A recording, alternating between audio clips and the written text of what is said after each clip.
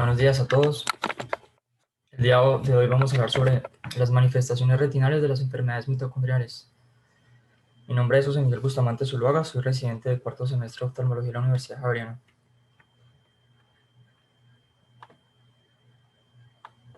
Entonces, este es el contenido de la charla. Pues para hablar de las enfermedades mitocondriales inicialmente tenemos que hablar un poco sobre básicas, sobre la mitocondria, sobre cómo se ha desarrollado la historia de las enfermedades mitocondriales, cómo se da la transmisión, cuáles son las principales manifestaciones tanto generales como oculares, y hablar principalmente de las manifestaciones retinales. Posteriormente vamos a hablar de cómo se realiza el diagnóstico, el tratamiento actual y futuros tratamientos que están en estudio. Entonces, para empezar, para entender las enfermedades mitocondriales, hay que entender muy bien la mitocondria. La mitocondria son unos orgánulos que están ubicados a nivel del citoplasma de las células eucariotas. Esta es una imagen de microscopía electrónica y es importante la mitocondria debido a que es la única organela del cuerpo humano que tiene un DNA propio diferente al DNA que es de nosotros, el normal, el humano. Fue observada por primera vez en 1880 por Albert von Kollinger y él inicialmente cuando lo observó en células musculares de insectos y lo denominó sarcosoma. En la mitocondria es muy importante definir cuál es la estructura de la mitocondria. Sabemos que la mitocondria tiene una membrana externa, que es una membrana lisa, que es permeable a todos los solutos, y tiene una membrana interna que es impermeable y adicionalmente tiene una matriz mitocondrial. Entre las muchas funciones que tiene la mitocondria, realmente la primera y la principal función de la mitocondria es la fosforilación oxidativa.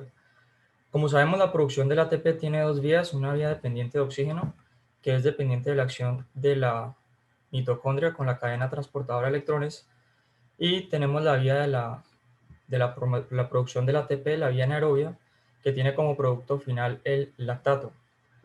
Esta vía de producción del ATP está formada por diferentes complejos que se encuentran a nivel de la membrana mitocondrial interna.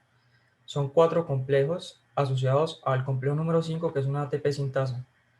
Básicamente estos complejos son unos complejos de oxidorreducción que gracias a la acción de oxidorreducción liberan hidrogeniones a nivel del espacio intermembrana, y esto permite un gradiente electroquímico que secundariamente hace que aumente la acción de la ATP sintasa con la producción del ATP subsiguiente. Es muy importante y es interesante saber que la mitocondria y la célula tienen un mecanismo de ayuda mutua.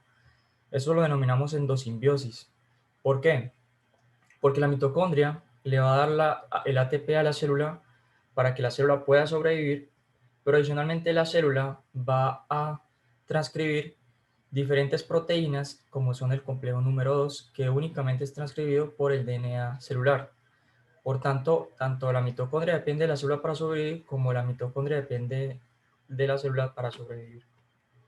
Entonces, para hablar de las enfermedades mitocondriales es muy importante saber que realmente son patologías que se han ido estudiando y son nuevas. Se empezó a hablar de las enfermedades mitocondriales en 1988 y inicialmente la que empezó a estudiar sobre las enfermedades mitocondriales fue Anita Elizabeth Harding, que fue una médica neuróloga que nació en Londres en 1952. Y ella fue la primera persona que encontró delecciones puntuales a nivel del DNA mitocondrial de biopsias musculares. Adicionalmente, ella vio que algunas mitocondrias tenían mutaciones y otras no, y fue ella la que empezó a hablar de un concepto muy importante que más adelante vamos a tratar, que es la homoplasmia y heteroplasmia. Posteriormente, Doug Wallace, que nació en Estados Unidos en Maryland, él fue el primero que encontró la mutación del gen MTND4, que es el que es de la subunidad del NADH deshidrogenasa del complejo número 4, y es el que después se dieron cuenta que se asocia a la neuropatía óptica de Leber. Pero con lo hecho por ellos se ha ido evolucionando y se han visto diferentes mutaciones a nivel del DNA mitocondrial, y hasta el 2018 se han encontrado aproximadamente 281 mutaciones en el DNA mitocondrial, asociados no solamente a síndromes mitocondriales, sino también como a patologías sistémicas. Es por eso que cuando hablamos de las enfermedades mitocondriales están divididas en dos subtipos. Unas enfermedades mitocondriales primarias, que son dependientes de una transmisión mitocondrial por la madre, entre las cuales nos encontramos con estos síndromes de los cuales vamos a hablar más adelante, los que tienen manifestaciones retinales. Pero adicionalmente, se ha visto que existen manifestaciones secundarias. Son pacientes que nacieron adecuadamente con el DNA mitocondrial, pero han ido desarrollando diferentes mutaciones a nivel del DNA mitocondrial y desarrollan diferentes patologías sistémicas. Y entre las patologías retinales que se están asociando a alteraciones a nivel del DNA mitocondrial está la retinopatía diabética y la degeneración macular relacionada a la edad. Entonces, ¿el DNA mitocondrial en qué consiste? El DNA mitocondrial se compone de 37 genes y van a codificar principalmente esos complejos que componen la cadena transportadora electrónica, que son el complejo 1, 3, 4 y 5. Pero adicionalmente va a producir 22 RNA de transferencia y 2 RNA ribosomal para su adecuado funcionamiento. Es muy importante tener en cuenta que el DNA mitocondrial tiene la capacidad de replicar y transcribir su propio DNA y eso lo hace algo autónomo, pero el gran problema del DNA mitocondrial es que está sometido a una alta tasa de mutaciones. Se ha visto que el DNA mitocondrial tiene 17 veces más riesgo de tener una mutación comparado al DNA nuclear. Y eso se debe a tres causas principales. La primera es que la mitocondria está en contacto continuo con especies reactivas de oxígeno que generan mutaciones a nivel del DNA mitocondrial. Lo segundo es que tiene ausencia de histonas, por lo cual todo el tiempo se encuentra desplegado haciendo una transcripción que es a gran escala y no tiene puntos de control como sí lo tiene el DNA humano, como es la proteína P53. Todo eso hace que haya una alta tasa de mutaciones a nivel mitocondrial. Y estas mutaciones a nivel mitocondrial van a tener repercusiones en la retina. En la retina van a tener repercusiones en los órganos que son más metabólicamente activos, porque si no funciona la mitocondria, no va a haber cómo producir ATP. Va a tener que haber producción de ATP por una glucólisis anaerobia. En la retina se ha visto que principalmente los más afectados son los más metabólicamente activos, como son el epitelio pigmentario de la retina, los fotorreceptores y las células de Müller. Lo que se ha visto a nivel celular es que ese daño y esa alteración del DNA mitocondrial secundariamente me va a hacer un aumento de la liberación de especies reactivas de oxígeno, me va a dañar las ATPasas que se encuentran a nivel intracelular y eso secundariamente me va a llevar a una apoptosis que a largo plazo me va a generar síntomas en el paciente.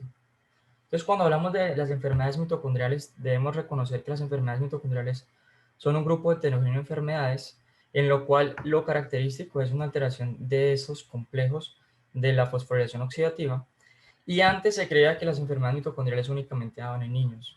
Ahora se sabe que las enfermedades mitocondriales no solamente dan en niños menores de 3 años de vida, sino que también han habido picos de datos de enfermedades mitocondriales al final de la adolescencia y en la cuarta década de la vida. La prevalencia de las enfermedades mitocondriales es de 2.9 casos por 100.000 individuos y algo muy interesante es que la frecuencia de mutación de una enfermedad mitocondrial es 1 en 200 personas sanas. O sea, incluso nosotros podemos tener algún tipo de mutación a nivel del DNA mitocondrial, pero no lo expresamos. ¿Y por qué no expresamos esa enfermedad? Eso se debe a este concepto, al concepto de homoplasmia y heteroplasmia. La homoplasmia es que todo el DNA mitocondrial es igual. Estas azules son no mutadas, mitocondrias DNA mitocondriales no mutadas y las rojas son mutadas. En este caso tenemos una homoplasmia de mitocondrias no mutadas y aquí tenemos una homoplasmia de mitocondrias mutadas. ¿Qué pasa? Lo que ocurre con el tiempo es que el DNA mitocondrial empieza a aumentar el número de mutaciones hasta un punto en que llega a un umbral. Este umbral es aproximadamente el 75%. Cuando pasa el 75% del DNA mitocondrial mutado, es cuando genera los síntomas en el paciente. Por eso muchos podemos tener en este momento mutaciones mitocondriales, pero no expresamos la enfermedad. Ahora, en cuanto a la transmisión del DNA mitocondrial es únicamente materna, porque cuando el espermatozoide fecunda el óvulo, en el espermatozoide se pierde el flagelo, o sea, se pierde la cola del espermatozoide.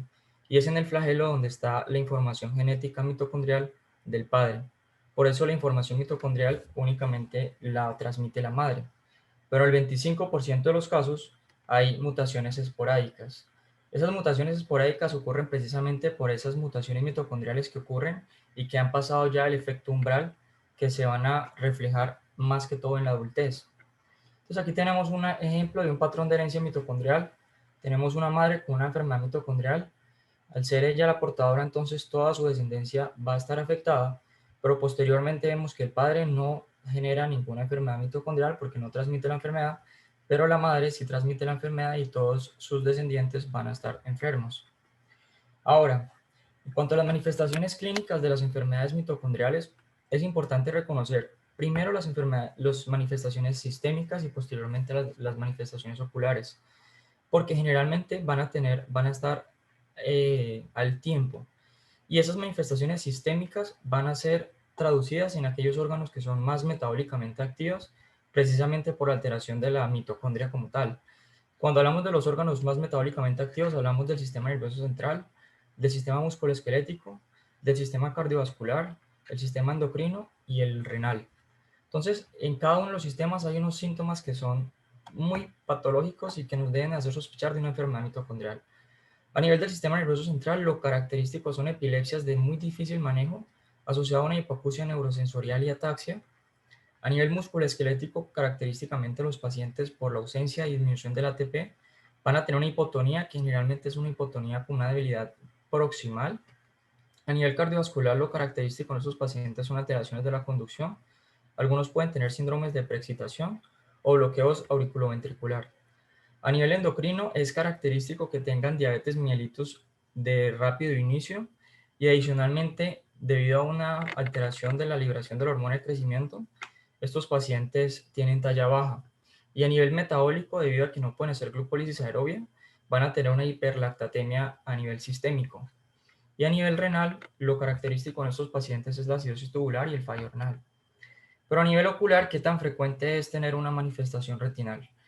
La incidencia de una manifestación ocular en los pacientes con una enfermedad mitocondrial es del 35 al 81% de los pacientes.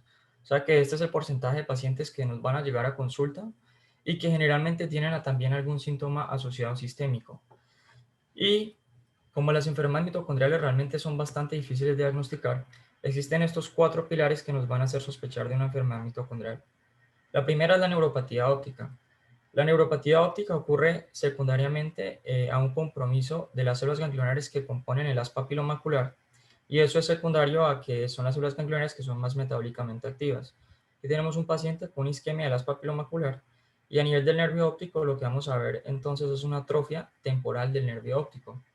Cuando vemos el campo visual de los pacientes con un compromiso del haz papilomacular, vamos a ver un escotoma central o centrocecal a nivel del campo visual. A nivel de la retina se han hablado de diferentes manifestaciones secundarias a las patologías o enfermedades mitocondriales, pero generalmente la más característica es una retinosis pigmentaria, pero se han dado diferentes reportes de caso con otras patologías que generalmente comprometen el epitelio pigmentario de la retina. La neuropatía óptica de Leber se ha visto que asociado a la atrofia del nervio óptico pueden haber estas lesiones blanco-amarillentas parafoveales a nivel del polo posterior. En esta, que es la enfermedad de MERF o epilepsia mioclónica y fibras rojas rasgadas, lo característico en estos pacientes es, además de ver la atrofia del nervio óptico temporal, son ver estas lesiones blanquecinas a nivel del polo posterior cercana a la mácula. Y en los pacientes con melas, ellos hacen una atrofia del epitelio pigmentario generalizada, pero que tiene más que todo compromiso a nivel del polo posterior. Los defectos visuales retroquiasmáticos también nos pueden hacer un indicio de un paciente con enfermedad mitocondrial, pero principalmente es la enfermedad de Melas, porque la enfermedad de Melas se asocia a CV isquémico. Generalmente en la enfermedad de Melas o en los pacientes con enfermedad mitocondrial, el compromiso es retroquiasmático, por lo cual lo que vamos a tener es una hemianopsia o una cuadrantopsia homónima contralateral a la lesión. Generalmente compromete más que todo a nivel del lóbulo occipital, por lo cual el paciente va a tener una hemianopsia homónima contralateral a la lesión que respeta la mácula, debido a que, como sabemos, la mácula está irrigada por ramas de la arteria cerebral media y no de la cerebral posterior. Y este yo creo que es el pilar del diagnóstico y es sospecharlo en todo paciente que tenga una tosis que sea bilateral y que, a diferencia de la miastenia gravis, no cambie al transcurrir el día y adicionalmente tenga una oftalmoplegia de los músculos extraoculares.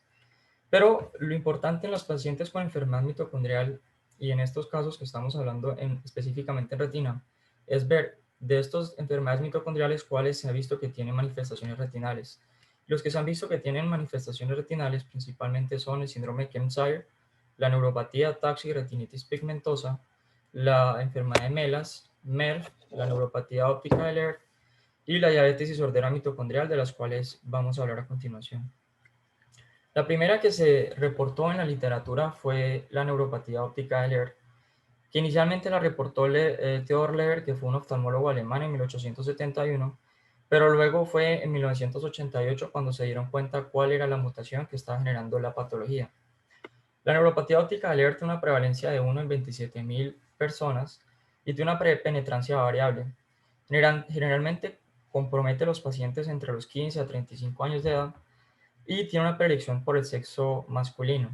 Eso se debe a dos causas. La primera es porque se ha visto que las mujeres tienen un factor protector por los estrógenos y la segunda es porque la penetrancia es variable. En los hombres la penetrancia es del 50%, mientras que en las mujeres es del 15%. Entonces al tener más de penetrancia expresan más la enfermedad.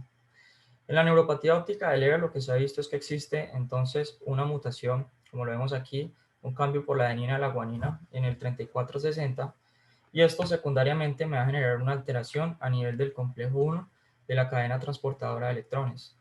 Secundariamente a la alteración de la cadena transportadora de electrones, el paciente característicamente me va a consultar por una pérdida de la agudeza visual central aguda unilateral por el compromiso del haz papilomacular y en pocas semanas a meses va a haber un compromiso binocular.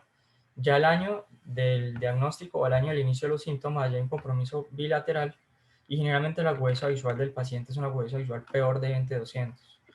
Hay una triada que es característica a los pacientes con neuropatía óptica de Leber, que se caracterizan por estas microangiopatías telangiectásicas peripapilares asociado a un pseudoedema de disco óptico, y en la geografía con fluoresceína lo que vamos a ver es una ausencia de fuga peripapilar.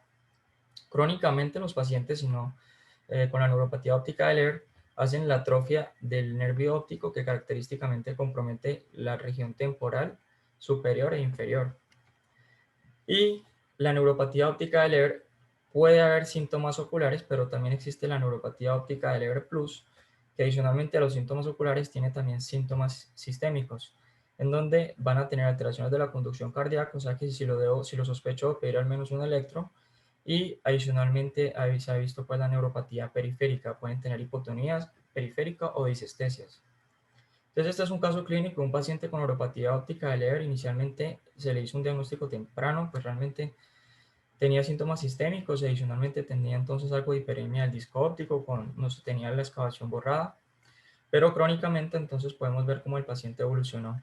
Aquí podemos ver entonces cómo hizo una atrofia del nervio óptico en la región temporal y en el campo visual podemos ver en la desviación patrón el escotoma central que es característico y aquí al OCT del nervio óptico podemos ver cómo tiene un compromiso a nivel del haz papilomacular y la región superior e inferior. Y en el mapa de zona horaria podemos ver el compromiso temporal superior e inferior con respecto de la región nasal. El síndrome de Kearns-Sayre es otra de las patologías mitocondriales que hay que tener en cuenta y fue escrito en 1958 por Thomas Kern y P. Sayre. Esto toma el nombre de Kearns-Sayre por los apellidos de cada uno de los que lo escribieron, y característicamente la enfermedad de Kearns-Sayre da en pacientes jóvenes, menores de 20 años, no tiene predilección por el sexo y la prevalencia que se ha reportado hasta el momento es de 1 a 3 en 100.000 personas.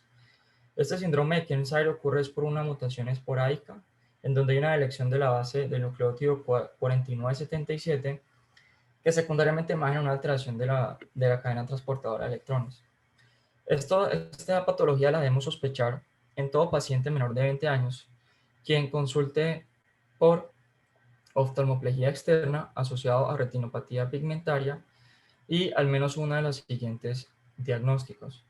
La primera es la alteración de la conducción cardíaca, en donde 2/3 de los pacientes desarrollan una alteración de la conducción cardíaca. La segunda es una ataxia cerebral, perdón, y esa ataxia es secundaria a un compromiso del núcleo dentado a nivel del cerebro por una alteración de las células de Purkinje. Y la tercera son unas proteínas a nivel del líquido cefalorraquídeo mayor de 0,1 gramos por litro, secundaria a un compromiso directo a nivel del plexo coroideo. Este es un caso clínico de una niña de 11 años de edad. Ella consulta inicialmente por tosis palpebral asociada a nictalopia y la agudeza visual de ella era de 20/40 en ambos ojos. Lo que llamaba la atención al oftalmólogo es que adicionalmente la paciente tenía debilidad muscular en extremidades y tenía una hipoacusia. Paciente al fondo de ojo lo que se podía ver entonces lesiones hipopigmentadas a nivel del epitelio pigmentario de la retina, con un patrón granular de hiper y hipofluorescencia, y al OCT lo que se podía observar en este caso eran estos depósitos hiperreflectivos a nivel del epitelio pigmentario de la retina. Al paciente se le hizo diagnóstico, se le hizo estudios, se le pidió lactato de líquido suprarraquídeo, el cual estaba aumentado, y se confirmó el diagnóstico con una biopsia del músculo estriado, en el cual se reportó fibras rojas rasgadas. Otras manifestaciones menos frecuentes de los pacientes con enfermedad de Kearns-Sayre es la atrofia del epitelio pigmentario de la retina, fibrosis subretinal, agujero macular y lesiones retinales vitiliformes like. La enfermedad de Melas es otra de las patologías que debemos tener en cuenta en los pacientes con enfermedades mitocondriales, y realmente es una enfermedad nueva. Fue descrita en 1984 por Pavlakis y se ha reportado una incidencia de 11.5 casos por 100.000 personas.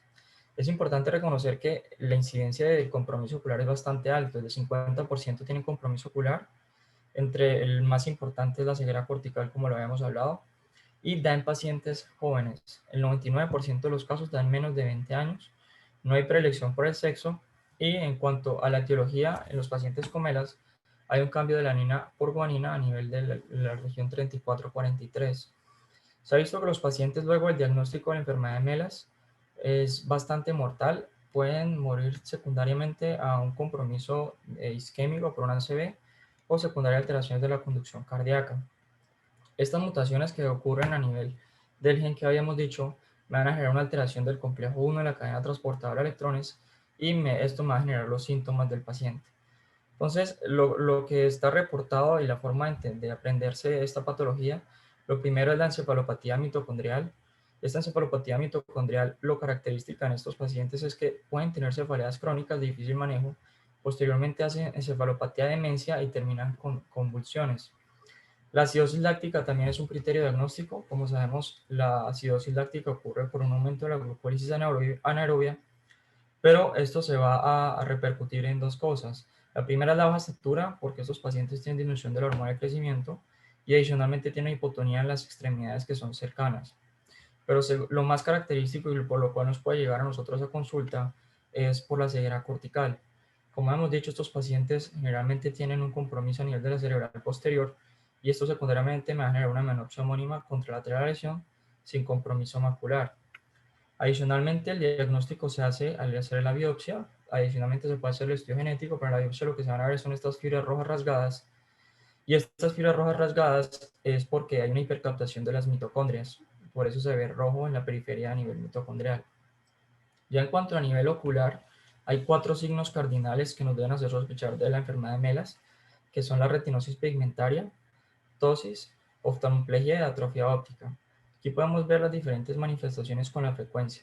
Y entre las manifestaciones oculares, la más común es la ceguera cortical, que ocurre en el 75 al 89% de pacientes, pero hay otras que son muy importantes, que son la atrofia óptica, la retinopatía pigmentaria y la oftalmoplegia externa progresiva, que ocurren en menos del 25% de los casos. Entonces aquí tenemos las manifestaciones retinales de los pacientes con enfermedad de Melas. Lo primero es la retinosis pigmentaria, que es periférica, pero adicionalmente estos pacientes pueden tener entonces ese edema de disco con un compromiso de atrofia temporal.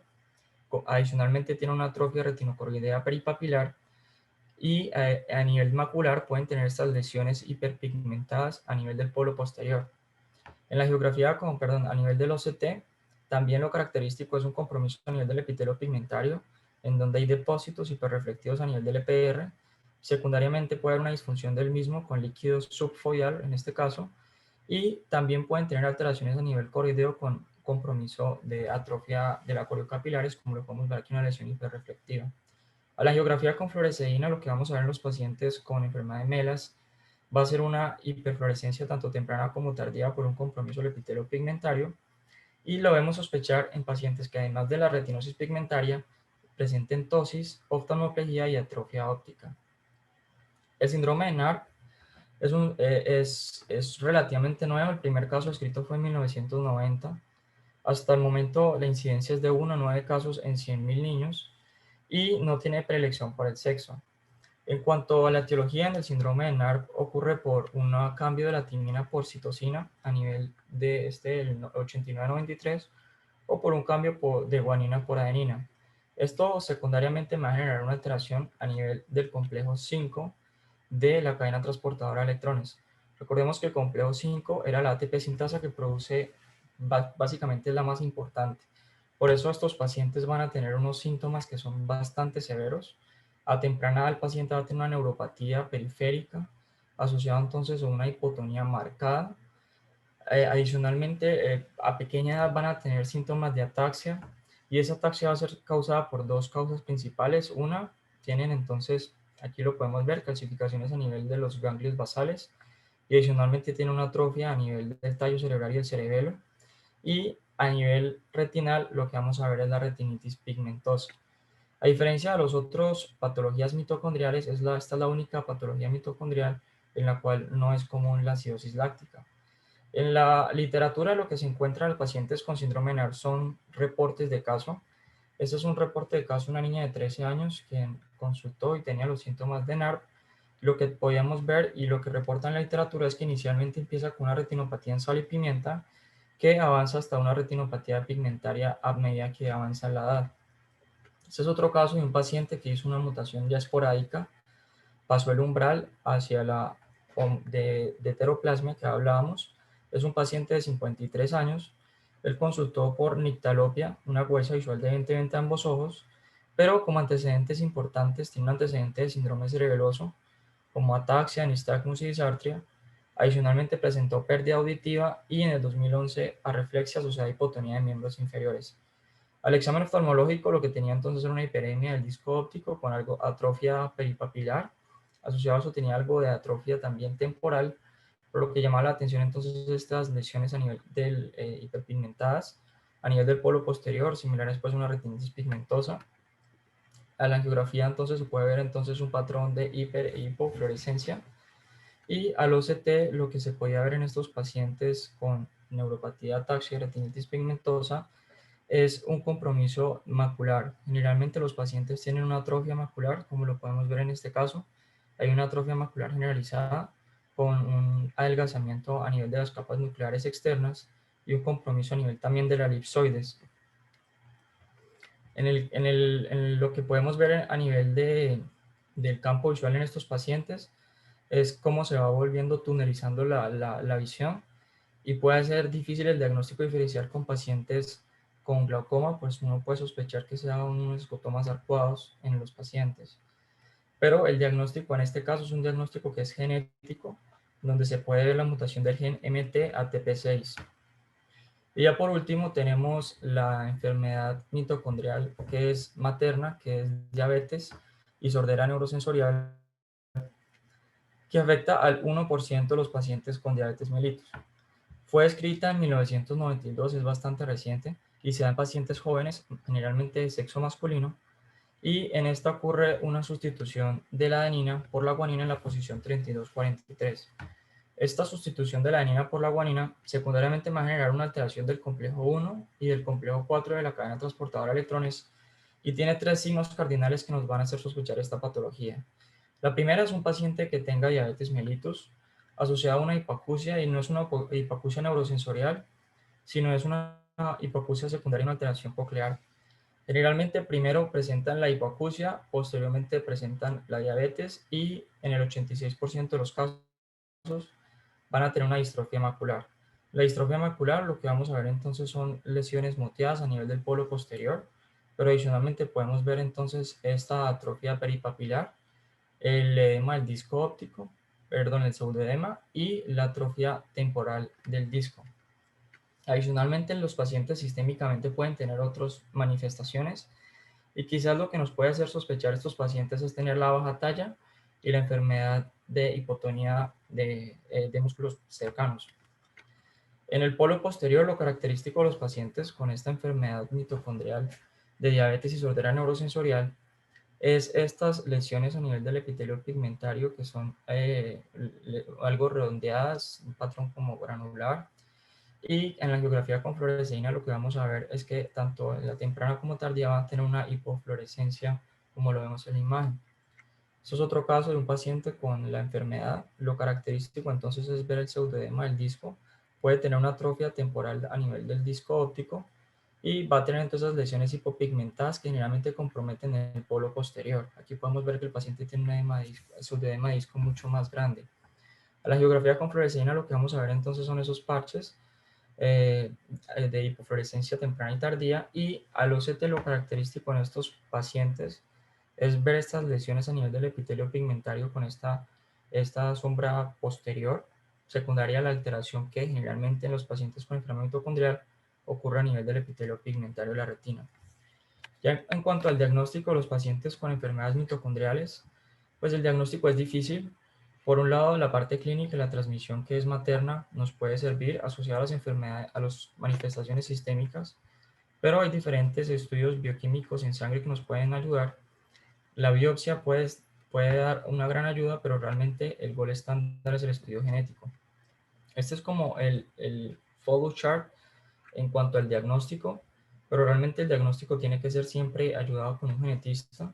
Podemos tener un diagnóstico posible en el cual solamente tengamos la clínica del paciente, los hallazgos oftalmológicos y antecedentes familiares, pero tenemos un diagnóstico probable en lo cual tenemos la ayuda entonces de pruebas bioquímicas, en donde lo característica es la hiperlactatemia, que es sistémica y adicionalmente tiene una hiperlalinemia, y en la biopsia tisular pues realmente va a ser de gran ayuda. Ya el diagnóstico lo hacemos un diagnóstico con certeza haciendo el estudio tanto del ADN mitocondrial como el ADN nuclear con estas técnicas que son técnicas de segunda generación, que son mucho más rápidas y mucho más específicas. Ya en cuanto al tratamiento de las enfermedades mitocondriales, pues realmente el tratamiento hasta ahora es un tratamiento de soporte.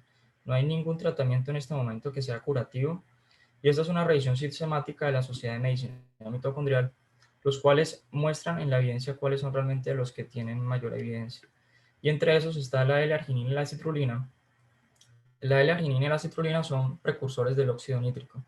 Se ha visto que en la enfermedad de Melas estos pacientes tienen ácido isquémico secundaria a una disminución de la liberación de óxido nítrico y hacen vasoconstricción periférica. Se ha visto que la L-arginina y citrulina, al ser precursor del óxido nítrico, aumenta el óxido nítrico y pueden ser dosis profilácticas usadas en pacientes con enfermedad de Melas. La dosis que recomiendan es de 0.15 a 0.3 gramos por kilogramo al día vía oral, y en caso de que el paciente tenga un ácido isquémico agudo, se puede utilizar la L-arginina intravenosa hasta 3 horas después del ACV, y los pacientes tienen mejor pronóstico futuro. Cuanto a la actividad física también se ha visto que puede servir debido a dos causas principales. Por un lado, induce la biogénesis mitocondrial, o sea, aumenta el número de mitocondrias, disminuye la proporción de mitocondrias mutadas, y por otro lado, aumenta la actividad enzimática mitocondrial. Pero la actividad física tiene que tener al menos 4 premisas para uno poderlo recomendar en los pacientes con enfermedad mitocondrial. Lo primero es que el ejercicio debe ser progresivo y de resistencia, en donde el paciente alcance el 70 al 80% de la frecuencia cardíaca máxima por 30 minutos, 3 a 5 veces a la semana, pero siempre antes de empezar a hacer la actividad física debe tener una monitorización cardíaca previa, porque como habíamos dicho, estos pacientes tienen compromiso tanto en la conducción cardíaca, y adicionalmente tienen que tener una supervisión por expertos, debido pues que la funcionalidad de la mitocondria no está adecuada. Otra de las opciones que tenemos para darle a los pacientes son las vitaminas y xenobióticos. Realmente cuando uno ve la literatura existen múltiples artículos sobre los resultados de las vitaminas y xenobióticos, son controversiales. Lo que hace la Sociedad de Medicina Mitocondrial es que ellos recomiendan el uso de vitaminas y xenobióticas ricas en coenzima Q10, la L-carnitina, la creatina, el ALA, la vitamina B y ácido fólico, porque se ha visto que tienen una acción coadyuvante de la funcionalidad de la cadena transportadora de electrones, y también pueden servir como antioxidantes por la liberación de especies reactivas de oxígeno. Y el único medicamento que en este momento está aprobado por la Agencia Médica Europea es el idebenone. El idebenone es un análogo de la coenzima Q. La coenzima Q permite la acción de los complejos 2, 3 y 4 a nivel de la cadena transportadora de electrones, y en los pacientes con neuropatía óptica de Leber, que tiene un compromiso del complejo 1, pues se saltan el complejo y con la coenzima Q puede actuar, por lo cual se ha visto que tiene un efecto protector en estos pacientes con neuropatía óptica de Leber. La dosis que recomiendan en estos pacientes es una dosis de 900 miligramos al día al año, y se da por un año, y si el paciente tiene mejoría de 2 líneas de la agudeza visual debe continuar con un año más, siempre en conjunto con medicina interna. Este es como el resumen de los diferentes tratamientos que hasta el momento hay de las enfermedades mitocondriales con las diferentes dosis, que son los que en este momento están recomendados. Pero es muy interesante que también existen medidas de prevenir estas enfermedades. Las medidas de prevenir las enfermedades mitocondriales es una, la ovudación, en la cual la madre que tiene la enfermedad mitocondrial, pues lo que se hace es que se hace una ovudación. Una madre que no tiene la enfermedad mitocondrial dona el óvulo, que pues ahí entonces la fecundación por el espermatozoide, se hace una fecundación in vitro, pero el problema es que entonces el hijo nace con información paterna y de la madre donante. Pero existe esta que es la donación mitocondrial, en la cual lo que ocurre es que ahí está el óvulo materno, que es el óvulo que tiene el DNA mitocondrial mutado. Lo que se hace es que se toma solamente el DNA humano y ese DNA humano se implanta en un óvulo donante donde tiene el DNA mitocondrial de otra madre. Entonces va a quedar un óvulo con el DNA natural de la madre y el DNA mitocondrial del óvulo donante. Y de esa forma, pues el bebé que nazca va a tener la información tanto paterna como materna. Hay diferentes terapias futuras. Cuando uno ve en la literatura hay bastantes. Y pues, realmente la que tiene como más avances es las terapias para la neuropatía óptica de Leber. Hay diferentes ensayos clínicos. Este es un ensayo clínico open label que hicieron en Wuhan, en la cual tomaron 9 pacientes con neuropatía óptica de Leber y le inyectaron una inyección intravítrea de RAF2-ND4. El RAF2-ND4 pues, es el gen ND4 que está mutado, que lo asocian, o el que lleva el gen es el adenovirus. El adenovirus es el que entra a nivel celular y el que entra el DNA bueno, donde está la parte mutada. En el seguimiento que llevan hasta ahora con este ensayo clínico es un seguimiento de 36 meses, en donde ellos lo primero que quieren ver es funciona, o sea, ver la eficacia y ver la seguridad del medicamento. Estos son los resultados que se dieron en cuanto a la agudeza visual. Podemos ver que en rojo es el ojo inyectado, el azul es el ojo no inyectado, y pues los datos generalmente han tenido una mejoría, los ojos inyectados, que son los azules en rojo, pero adicionalmente también hay una mejoría en los ojos no inyectados, que son los que son en azul.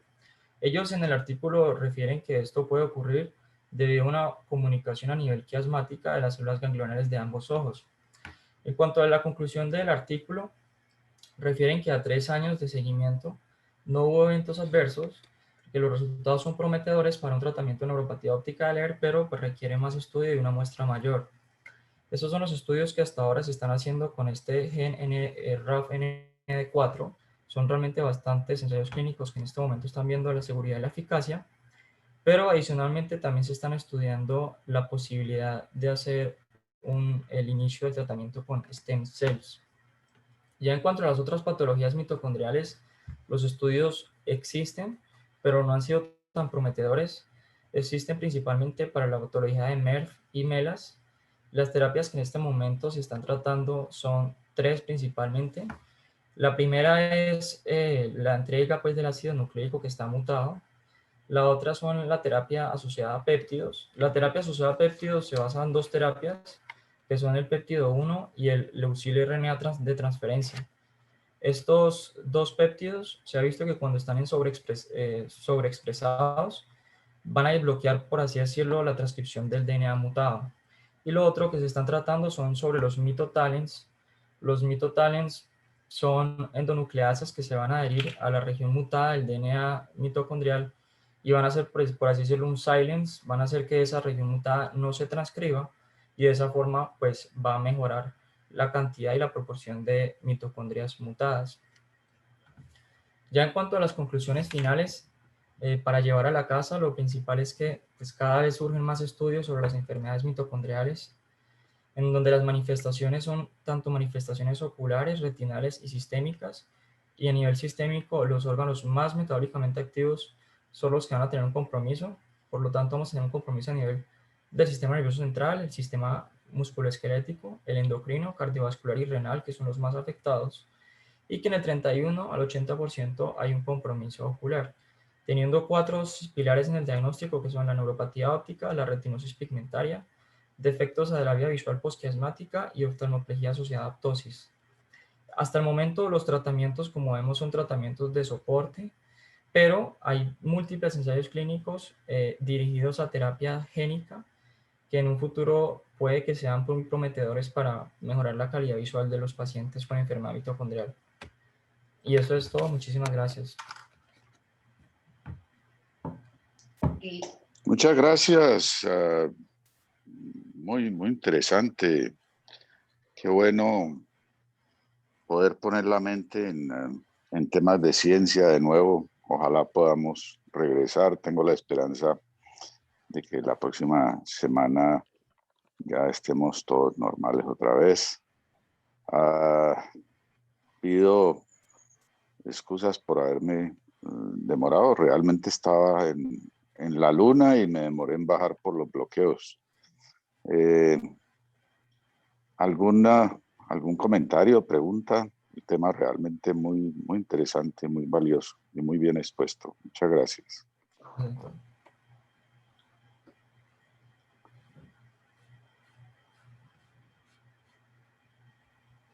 Yo creo que aquí vale como siempre la pena resaltar lo que siempre hablamos cuando estamos presentando enfermedades genéticas, y es lo que está haciendo Silvi, lo que está haciendo Silvana, que heredó de Catalina León, para que no se nos olvide anotar esos pacientes y remitírselos a Silvana, porque lo que decía José, el diagnóstico es genético, pues, y si no tenemos el diagnóstico, pues no, ahí quedamos, pues, es lo primero. Sí, yo creo que todos saben eso, ¿no? O sea, tenemos una conexión con un laboratorio de Barcelona para hacer diagnóstico pues muy específico de enfermedades hereditarias retinales.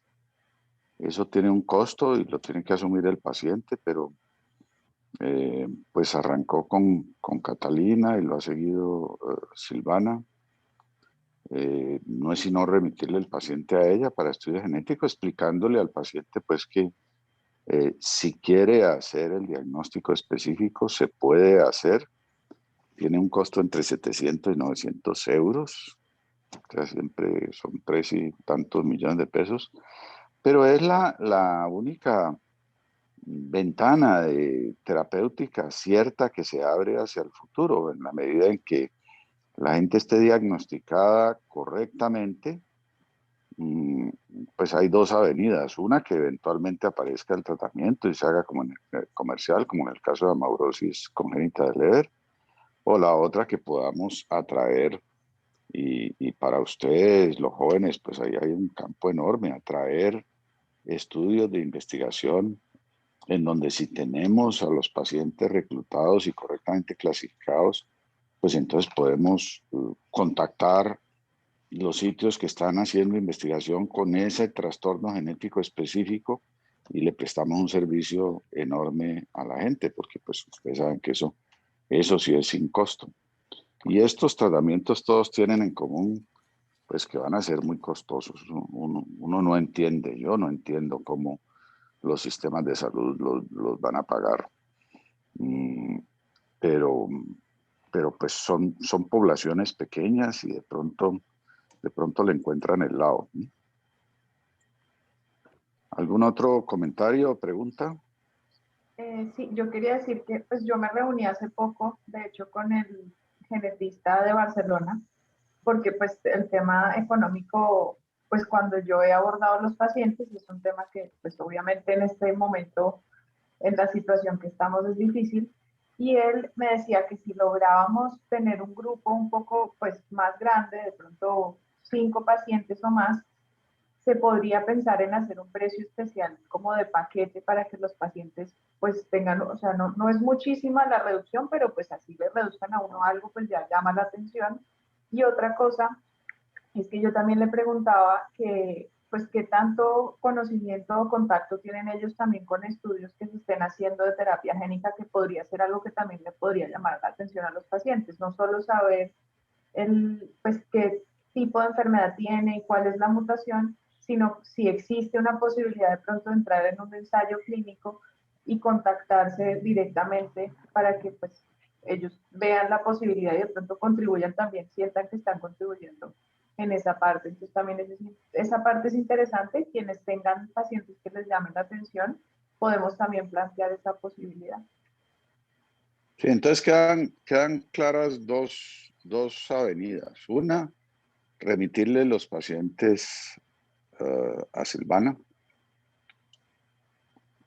Y la otra, y sería bueno, Silvana, que definieras pues realmente cuánto va a ser esa rebaja, porque pues te remiten los pacientes, si les decís 900 euros y se espantan, pues tenés que tener la segunda opción, entonces son 700, entonces son 500, saber cuánto es, o sea, negociar con el laboratorio. Si yo le armo un paquete de 5, un paquete de 10, ¿cuánto me vale? Entonces vos vas haciendo la base de datos, nombre, cédula, enfermedad en sospecha, de candidatos. Y luego cuando ya tenemos el diagnóstico, pues tenemos la base de datos con nombre, cédula, enfermedad confirmada y gen específico alterado. Entonces allí, ya cuando tengamos unos poquitos casos, lo que se viene es alguien del equipo, del grupo, pensaría de pronto un residente que tenga interés en esta área, se meta a las bases de datos del NIH, donde están publicados todos los estudios, ¿sí? Ahí encuentra uno publicación y se puede hacer búsquedas por título, por enfermedad, por tipo de genes. Entonces, tener esa, digamos, esa disciplina o ese camino para estudiar dónde están los estudios y cómo están. Y ya con el departamento de investigación de la clínica y de la Javeriana, que están en este momento habilitados, pues, INVIMA y todo eso, pues una vez que uno encuentre una conexión, yo tengo un paciente, yo tengo dos pacientes que podrían entrar a este estudio, uno contacta al estudio, ¿sí? Les dice, aquí tengo un paciente, como estos son casos raros, pues lo más probable es que uno logre que lo incluya en la investigación, si uno está aportando pacientes. Entonces, espero que quede claro el mecanismo y les pedimos a todos que lo usen y a Silvana que concrete. Listo, sí, señor. Sí, ¿Okay? lo que él me dijo que podía bajar era de 100 a 150 euros máximo, que eso era lo que Bueno, podía entonces lograr.